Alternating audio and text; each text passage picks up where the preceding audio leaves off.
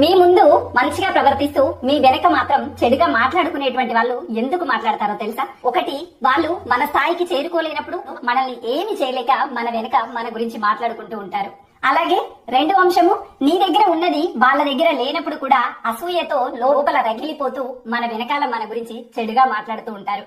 అలాగే నువ్వు జీవిస్తున్న విధంగా వాళ్ళు కూడా జీవించాలనేటువంటి ప్రయత్నం చేసి అది సాధ్యం కాకపోవటం వల్ల కూడా నీ గురించి చెడుగా మాట్లాడుతూ ఉంటారు. నీలా జీవించటం సాధ్యం కానప్పుడు, నీ దగ్గర ఉన్నవి వాళ్ళ దగ్గర లేనప్పుడు, నీ స్థాయికి వాళ్ళు చేరుకోలేనప్పుడు అసంతృప్తితో చెడుగా మాట్లాడుతూ ఉంటారు.